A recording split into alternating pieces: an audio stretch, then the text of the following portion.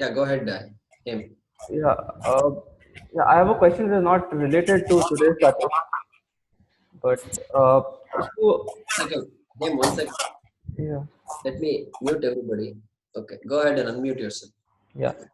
No, I have a slightly unrelated question to today's class, um, and it's kind of more of a personal question also.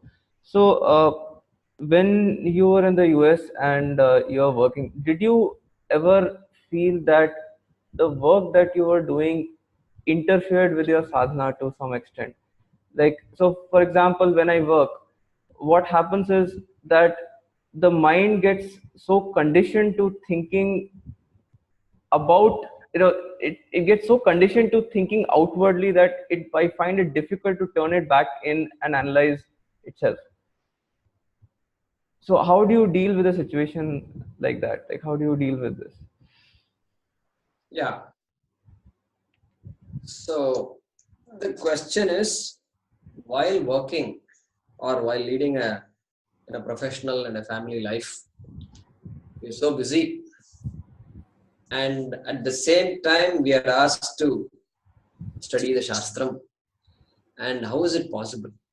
I can't concentrate on the Shastram, or want to concentrate, I have the desire, but I'm not able to do it for more than a limited amount of time.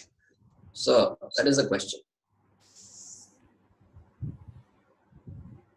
Yeah, so that is a typical conflict everybody has. Typical conflict.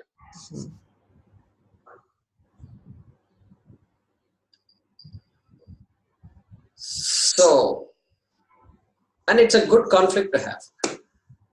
Okay, there are conflicts that are not good to have, means that have to be quickly resolved, right? So the conflicts like, father and son are not talking to each other. Life goes on. The connection is just the fellow. The father comes and goes to office. The son comes and goes to college, and the school is over and going to college, and just communication is not happening. And total communication breakdown, and the father is worried, and the son is confused, and everything happens. So that conflict has to be resolved by talking. Taking some help or the other, some third party, you take somebody's help, take whoever, and you better start talking to each other. Otherwise, this relationship will break forever. And once the son leaves home, there is no coming back after that. So you have these kinds of conflicts which just constantly bother us. And personal conflicts I'm talking about. So personal conflicts have to be resolved. Now, this kind of conflict of where I want to do something, but I don't have time to do it. And my profession is taking away all my time. And my family, my children, everything taking away all my time. So this is classic. Even Arjuna had that problem. It's not that Arjuna did not hear about our Shastram. In fact, he knows so much. And based on his questions, it is very obvious that he already knows a lot. And the words he uses for Krishna is very amazing. So he clearly is aware of the Shastram. And but no time. Samay nahi hai. He constantly sharpening weapons. And so there is no time to think of Shastram during that time. Now, see, Dharma Artha Kama. The minute you are saying I am interested in the Shastram, that itself shows that Artha Kama do not take as much importance as they were taking before. Means, yeah, Artha and Kama are important, no doubt. I don't ignore them, but I'm not going to just go blindly after them. Then Dharma is there. Dharma is a very important thing for all of us, for anybody, for any human being. And so our life, leading a life, gives us an opportunity to express our dharma. Because we are constantly faced with situations where we have to decide, should I do it? What should I do? Opportunity to help arises. Should I help? Or I'm busy, I'll miss the class. I'll be going late to office half an hour. What will you do? I feel like helping this person, but I'll become late to class. Classic conflict. These kinds of conflicts we will have. Those who are committed to dharma will have all kinds of conflict, actually speaking. In fact, only a person who is committed to dharma will be constantly faced with conflicts. This much I have concluded, because there used to be a time where my head was full of conflicts.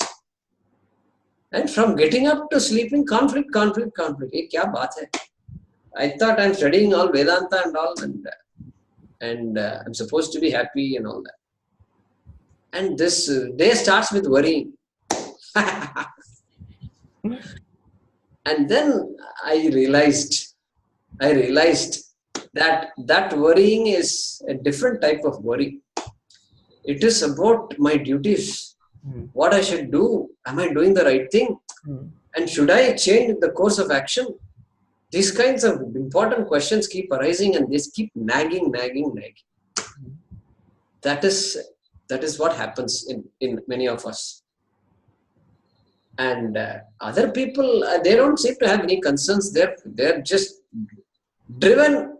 They're all driven people. And I wonder, what happened to me? Why am I not going after these things? And I used to worry about those things. So not just sadhana. You're talking only conflict with respect to sadhana. I'm talking even before sadhana, all kinds of conflicts. Dharma related conflicts. I was including that also, but I didn't specifically mention it. Correct. Dharma related conflicts are way too many. Way too many. And now I'm serious about all this. Somebody says, birthday party, please come on Saturday evening. And my God, should I study this, attend this class, and I go to the birthday party? What do I do? Can I say I'm not in town? Can I lie like that? I can't lie also. And yet I have to say no. And I can't feel like saying no. And so conflict. Some simple thing like this, conflict. There's a conflict. Every minute there is a conflict. So the good thing is, what happens from all that is, it will make us reorganize our life. It will make us reorganize our life. One day you will say, no, this is too much. I'm just going to cut out all these things. All these extraneous things I cut out. Once I had bought a camera. There's a manual camera. I used to enjoy photography. So I used to go around taking pictures. All this nighttime photography, all this I used to do. And came out very well. And then I found out that this is taking too much of my time. I've come to, this is when I was in grad school. I'm supposed to study here and get a degree and all that and publish papers. And I'm sitting around taking photographs. And I had to decide, okay, enough. Enough is enough. And so like this, I had to say, enough is enough. So the conflict is needed in order for you to say, enough is enough. Without that conflict, this decision you can't make. Correct? Without a conflict, you can't. You give your children chance. Let me see if he figures it out. I will wait one more day.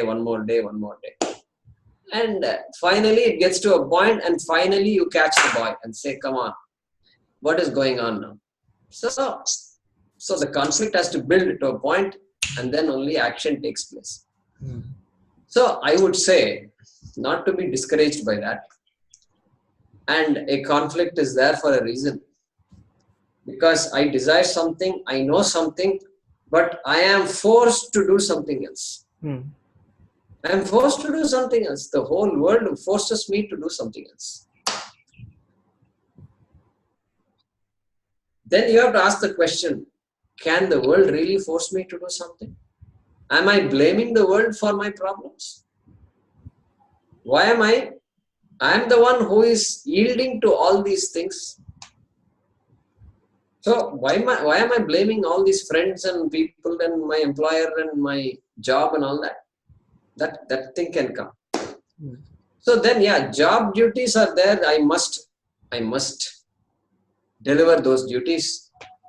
But everything else where there is an opportunity for me to act deliberately, willfully, with a predetermined conclusion, or rather with a well thought out conclusion, I act it out. I say stop, enough is enough. And by doing that, gradually, you will get more time for sadhana. That is number one. Number two, this thinking process itself is a sadhana. We don't minimize the importance of conflicts. When you have a conflict and when you are thinking about it, that itself is sadhana. So we have to invoke the teachings of the Bhagavad Gita, invoking the teachings of Tattvabodha. All these things we invoke in our life when we have these conflicts. So it is a way to constantly bring us back to the Shastra. Okay. There will never be a time, really speaking, when we will be free of all our duties and all we will do is study the Shastram all day. Really speaking, that doesn't happen. Now, even a sannyasi called upon to do so many things. Called upon. You go to the ashram and you go to the swamis are so busy. And because people are coming to talk to them and they have to talk to the people. People are coming with projects. They have to give advice. And so that person also thinking that ashram is a great place to be, that person's life is different. So what I'm saying is, in action alone, in activity alone, one can see our fullness. We must get used to seeing the fullness of Atma in activity alone. Okay, very important lesson we have to learn.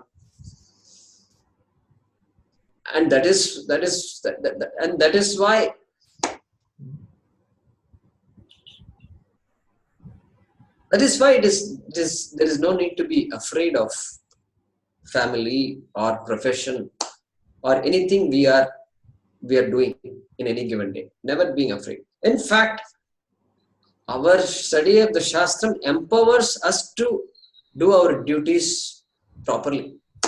I will do my duty. Because what do I lose by doing my duty? I have everything to gain. Chitta Shuddhi, I will gain. And the more I gain Chitta Shuddhi, the more I will appreciate the message of the Shastra. So therefore, I will do what it takes. I will do whatever is to be done. And that time will come. There will be a time when the Shastra keeps growing into you. Without your knowledge, it keeps growing. And so, you no longer perceive. By the time you realize it, you will know that you have studied so much. You have understood so much. You have been exposed to the Shastram so much. Despite a busy lifestyle. Correct? So, I think there is a role for all our ashramas. That is why we have all these ashramas. And we do need to spend time in our ashramas. And the opportunities will grow as you do. And of course, young people, you all have to work and have to support a family, have to support parents. So like this, there are so many duties. We are not alone. Even though we are born alone, we don't live alone. We are related to people constantly. We are related to the community. There are so many duties to discharge. So I don't see that kind of a conflict as a problem. It can only be an opportunity to resolve all the issues I have, and as well as learn. Okay.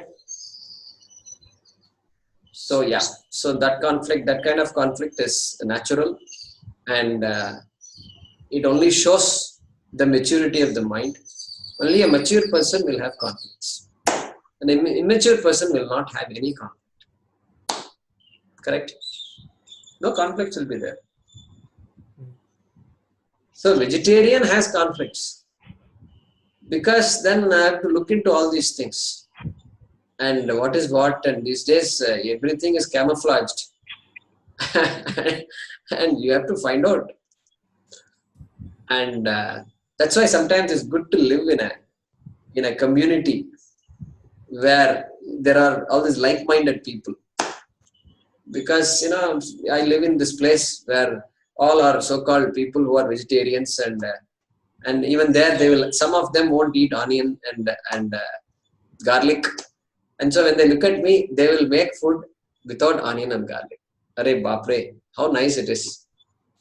So sometimes we have to seek those kinds of places which will minimize those conflicts, right? Which will minimize those things which seem to interfere in your sadhana. Yeah. So it drives us to look for those opportunities also. So given two opportunities, you will say, yeah, I think I will do this. This city is a better city to live, because travel time is not 2 hours to office, it is only half an hour to office. A big relief. Suddenly you got 1.5 hours time. Big relief. And so like this, we start making decisions, even though that job pays a lot more and this job pays a little less. I will go for this less paying job and a less glamorous city, because I have lost interest in glamour. That's it. There you go. You made a decision, resolved a conflict, and there can't be any more conflict. Oh, I wish I were working in Mumbai, big city, the economic, financial capital of India. All this conflict I won't have, because I'm clear about where I want to go. So that conflict is good, because it gives me proper direction in my life. And that's very important for all of us. Good question here.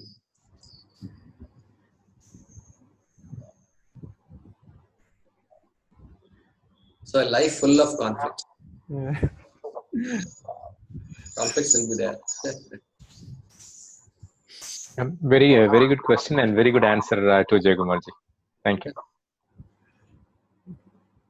Yeah. Question. So with sadhana and with whatever we are trying to learn with Vedanta, what we are trying to do is we are trying to look for it. It means that the finality is the truth. Now, actually, having understood what is Sat, you cannot search for it. It is, in fact, it is the one which is searching for, it is the one which is searching, right? You cannot search for that consciousness. So how this conflict, I mean, we always try to look for it, but actually in reality, having gone through all the definition today, for example, it is the one which is searching for. Is a conflict for me, like, okay, I am trying to search for it. Correct. Searching for consciousness. Searching for Sat. Yeah. So I think when you search for something, that means what? You are having an idea of something, and you want to search for that. You want to grab it, either physically or mentally. Grab it. But see, that is our conditioning, Prasad. That is our conditioning. We are all conditioned to grab at things. Anything is to be either understood or possessed or seen or experienced, something like that. And so this Atma also is something like that. And everything else I have to go outside, but for Atma I have to go inside. I have to dive deep within. So true, Prasad, you're not alone. You're not alone. I'm saying that is orientation. Many people have that orientation. But when we appreciate, when we understand this Satyam and Mithya and consciousness, we are beginning to see that everything is Brahma. Because now the physicist doesn't have to look for an electron. Why? Because electrons are there everywhere. Even this body is full of electrons. Why to look for an electron? Why should you look? Unless you want to look through a particular device and look for a particular electron. That is different. Everything, everywhere, electrons are there. So I don't need to look for it anymore. So when the Shastram says, you are that, and the Shastram then later on will say, everything in the world also is that, and that you and that world are also identical, if it says, then it makes the whole pursuit even more meaningful. I don't need to look, because the minute I look, I am making a separation between the looker and the looked. Okay. When I look for something, I am implying that I am not what I am looking for. Think about that. When you look for something, and let's say you find something. Yes, I found it. I found what I'm looking for. That means what? I found what I'm looking for, and we just said what Drik Drishya Viveka. What I found what I'm looking for means I found the Drishya. And Drishya is not Drik. And now I've created a conflict. The conflict is what? I struggled so hard and I finally found it. But Drik Drishya Viveka says what you found is not you. And therefore, who are you? I am the same old who has found one more thing. I am the same old person who has found one more thing. That is how it will become. So maybe that one thing will help me in my life. If we say, then we say that anything that you find is ashashvatam, is in the category of change, in the category of object. Object. It is an object, you are the subject. And so anything you find is going to be impermanent, it is going to be having parts, it is going to be full of change, and so you cannot find the unchanging. The Nityam cannot be found. The Nityam can only be recognized as yourself. Okay? That is the way we say it. And no, but I can't see. Yourself means what? If you say, I know I'm not the body, I know I'm not the mind, then what? Then what is that yourself? That eagerness may be there. Then I will say, who is asking the question? Who is asking the question? Who is asking the question, I want to see myself? That person is you.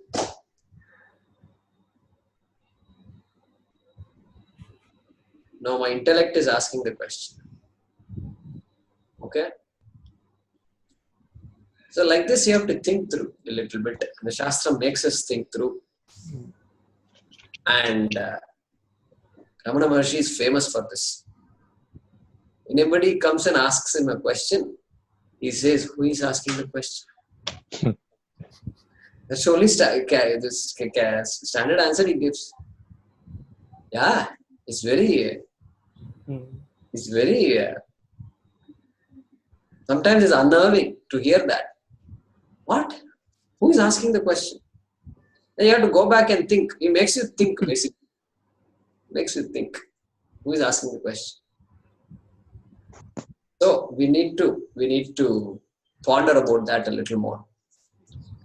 And if you say, I found something in me, I found Atma in me, if you say, then you have now separated the found Atma from the founder. Now you are the founder of Atma. You're not Atma anymore. You're the founder of Atma, correct? Then what about the founder? We have to ask the question. If Atma is found, then what about the founder? Founder is not Atma, then what? So Atma has become impermanent because I found it. Like that, the discussion goes. And so, as we study this, we will understand this better. Yeah. A good question. Jayakumarji, one quick question. So, when applying this Drik and Drishya, how are we to understand the Puranas where they talk about Shiva or Vishnu appearing in front of people, like after deep meditation spells or whatever? Is it also a projection of their own mind that they are seeing, or how are we to understand, or those kind of things? But if they are seeking God or like whatever, and if God is something that cannot be experienced, because if you're experiencing it, then who's the one who's experiencing it? That question comes, right? So yeah. So all these stories that talk about appearance of devatas, Shiva, Vishnu, Savitri prayed and Yama came in front of her. Yama. And everybody is afraid of Yama, and this lady is facing Yama direct. And so Yama comes. There is a story. Prahlada is there. Vishnu comes in the form of Narsimha. Hundreds of stories are there. So these stories are beautiful. So let's take the story of Prahlada and Narsimha Avatara. Here, Avatara means Ishvara, who has deliberately taken a form, a particular form, and come to earth or wherever these people were living, Hiranyakashipu and Prahlada, and took the form, and then after that the form served the purpose, and so that Narsimha disappeared, no longer needed for the world. So those are all specific forms, like the form that we all have taken. You see, for us,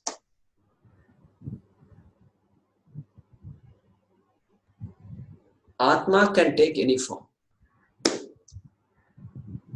Can be a plant, can be a human being, can be some other being somewhere in between the Bhuvaha, between Bhuhu and Suvaha, there is Bhuvaha, and any being there, or in Suvaha, Suvarloka, taking a form. Anything is possible because it's a form.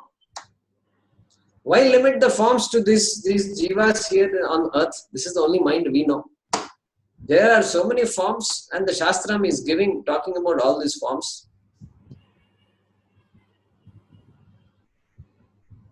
So, it talks about happiness for all these forms also.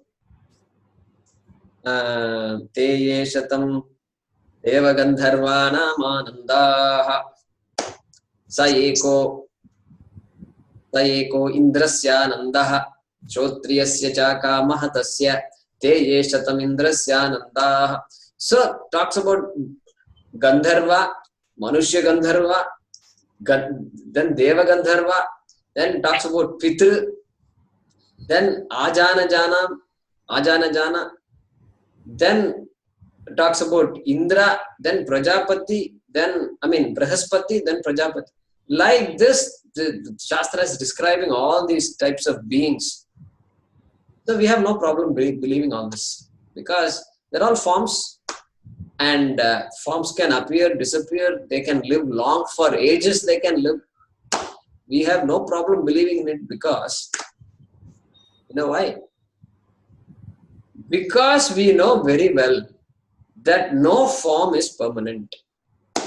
And so we are happy to take on more forms, and we need forms also. To relate, we need forms. To be inspired, we need forms. And Ishvara's forms are very much needed, because without a form, I cannot relate at all. Impossible. Impossible. So we need a Narasimha, we need a Krishna, we need a Ram. We all need all these things. So appearance of Devatas, suddenly, all that is part of the law. And the laws, even if you say they're all made out, means they're all imaginary, then also we don't have a problem. The ability to imagine is given to me, and it's all imagined and given to me. Okay, done. And we all enjoy it. Done. And we are not worried about trying to prove whether this is real or not. This is another important point. The pressure to prove that everything is real, that pressure. Some of us have that pressure. Children are also, especially those modern children, ask all these questions. And so many parents are stuck. Conflict. Children ask the question, I have no answer to that. How can Ravana fly? I don't believe. Not possible. How it's possible? There were no planes those days. Now, poor mother, father, what can they say to all this? They all grew up chanting Ramayanam and Hanuman Chalisa and Aigiri Nandini. All this they chanted. Now suddenly the son is asking this question. They're stuck. So we say, hey, these are all inspirational stories that are meant to inspire us. And Valmiki is a poet. And poet is there. Tell me all your poems. You now tell me. Twinkle, twinkle, little star. Is it a good what is it? Rhyme? Yes, good rhyme. I grew up with that. Now tell me what is true about twinkle, twinkle, little star. First of all, the star is not little. Second, the star doesn't twinkle at all. You think it twinkles, but really star doesn't twinkle. You've been chanting this mantra for so many years, and you've been lying all along. So make the son and daughter think a little bit. And let them think, find out the answer to that. You tell me the answer to that, then I will tell you the answer to my question, your question. They have convinced more Harry Potter's characters than our mythological characters. Isn't it? It's so amazing it is. Yeah. So amazing. Harry Potter itself is the product of a desire the mind has for something fantastic, right? Correct. We need that. We need that. The mind needs it. And the Puranas serve that purpose. And we don't have to prove it is real, unreal and all. We don't have that pressure. And it is all there. It's all Harry Potter type. And so we believe it. Fall short of explaining, right? We fall short of it. Like, for example, if we tell them like Parshurama's story, why did he kill his mother? Like we don't know how to explain either. Yeah. Yeah. So the Shastra is reminding us that if you are not careful, it is possible to engage in acts like Parashurama's acts also. And you see all these newspapers where they say he shot the mother and the mother shot them and all this goes on everywhere. Like he's Avatara and he did that. So like I didn't have explanation when I tried to even find out myself. Yeah, so the Avatara has a particular purpose. And he probably knew his father can again make her live. Maybe that's the only explanation I could come up with. But he had to follow his father's, like his father said to kill her, right? So that's why he did it. Yeah. So sometimes acts have to be done. Arjuna kills Drona. Arjuna kills Bhishma. How is it possible? Guru Hatya is the worst type of papa. And yet Krishna says, come on, go after it. Krishna also helps Arjuna periodically. So what do you tell about all these things? So But the at message, least they were on the kind of adharma. Drona and Bhishmacharya, where they themselves directly didn't do adharma, but indirectly they were on the side of adharma. So, but what about Renuka Devi, Parshuram's mother? She wasn't adharmic. yeah, we need to find out what is the rational people give there. I haven't thought through the Parshurama story yet.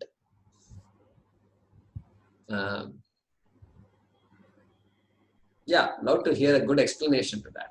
I didn't think through myself. Yeah, those are good questions. Good questions. Yeah, seemingly adharmic acts. Very, very violent acts of adharma committed by people who you think are supposed to be following dharma, right? Yeah. Yeah, good questions. I don't have a ready answer for that. Maybe we will look into it and see how to You will explain. always be with the axe. If a weapon is given, it can be used either for destruction or protection. Same weapon is given to Rama, he never used except to kill Ravana. But Parasurama, using the axe, he killed even his mother and also all the Kshatriyas in those days. So maybe to highlight the evil effects of weapons, it might have been told, but we don't know. I think Parasurama happened much before Krishna. So those he was, what were the conditions prevailing on those days? So, and we know very little about Parasurama. In Puranas, there is a very little subject about Parasurama, except there is a Parasurama Kshetram at near Trivandrum. And I think that may be the reason. And we don't know what is the condition that existed.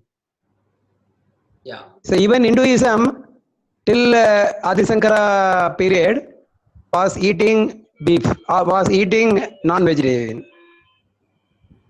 They were offered to the yagnas, yagas. But afterwards, slowly that Buddhism was involved into Hinduism, and we are now following vegetarianism. So the conditions we have to see in those days. Yeah. Why they have done it? And here Arjuna did it because there was a divine compulsion. He didn't do on his own will. As a person, he didn't do it. He did it out of the grace of Krishna. Whenever there is a grace of a sankalpa of Lord, it can be done. Yeah. So we give reasons to many of these things, and in this particular case of Parashurama, it's avatara. So, like Venkateshan ji says, we don't know the prevailing conditions and things like that, but still killing the mother, that's a very, very jarring thing to hear, and that too for an avatara to do that. And especially when I'm telling to the kids, it's like, we were doing avtaras. So like when you tell, I couldn't answer. Correct. So it doesn't just, one thing we should be clear. It doesn't justify murder. At this point of time, it is not justified. So it doesn't justify killing the mother. We don't take it that way. Nobody takes it that way. Even Parashurama did not take it that way. He also must have a reason, but his message was not to communicate that. And whenever you disagree with your mother, you hurt your mother. No, that is not the idea. So those messages are always given. So the story is like that. And the beauty is all the stories are told. And so we don't take every story literally. We take only the messages coming from the story. Correct? Like that, there were many avatars. For example, Dhanvantari is an avatara, and he came and did his purpose and went away. Then similarly, this for Vedas, the avatara that is there is avatara who came and taught Veda and he went back. So apart from these 9 or 10 avatars, there were many avatars who came just to meet the perspective and then went away. Yeah. Then one more thing about this. So Sat is whatever we experience is not Sat, right? Satyam. The moment we experience something, it is not Satyam, right? Whatever I understood. Correct. Similarly, the moment we experience something, it is not Chit. Whatever I experience is not Chit. So emptiness also is an experience of me, so it is not existing as far as me is concerned. Yeah. But the observer is there, right? Emptiness is also an idea that depends on you. Only you have to. It is experienced by me. Yeah. I keep on asking questions. Who am I? Who am I? Who is telling that you are empty? So it is not me. So me is not existing. Emptiness is not existing to me. It is a notion which I imbibe as though it is mine. Yeah. So we are only saying that the satyam that we are talking about, the chit, is not emptiness. That's what we are saying. And chit must be there in order to even talk about emptiness. And so emptiness being an attractive idea, because we are negating so much. And so everything is negated, nothing remains. Idea can come. And so we brought that idea of emptiness, blankness, which can be you. Yes. More like deep sleep. Then one more thing. Okay. Yeah. Hello. Sorry. Yeah.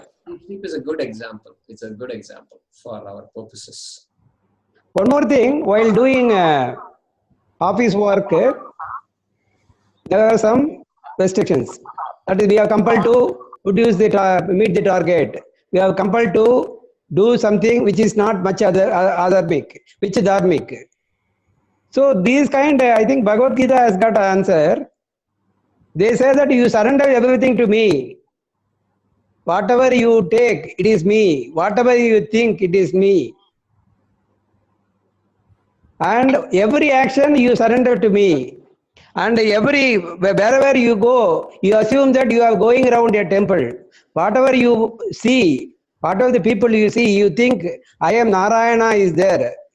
They are Narayana. And whatever the food you take, you think it is my prasadam. So even if in a birthday cake, if we think it is a prasadam of Krishna, it is definitely a divine. So if we cannot avoid birthday parties, so we have to follow this route.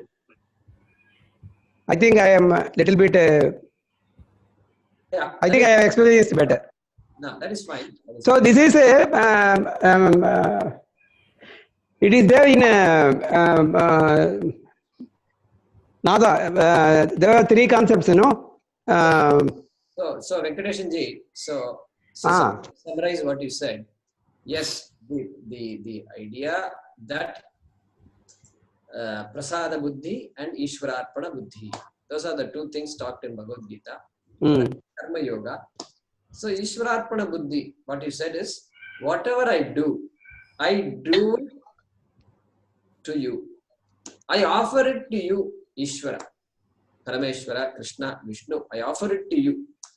And because this whole world is you, the yajna is you anyway. Yajno vai Vishnu. So Vishnu is there everywhere. So when I do something, it automatically goes to you. that attitude, Akashad Patitam Toyam Yatha Gacchati Sagaram, Sarvadeva Namaskara Sri Keshavam Pratigacchati. So every day, we chant this. And so, correct. So that attitude is important. It neutralizes all this agitation. Neutralizes all agitation, correct? And so, good point. And so to minimize the bite of the conflicts, we have this attitude, the attitude of Karma Yoga, which is an important topic in the Bhagavad Gita. Not talked about much in Tattvabodha. Correct? Yes.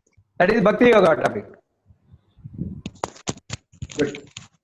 So we'll stop with that. Deepa has a question. Yeah, let's see what the question is.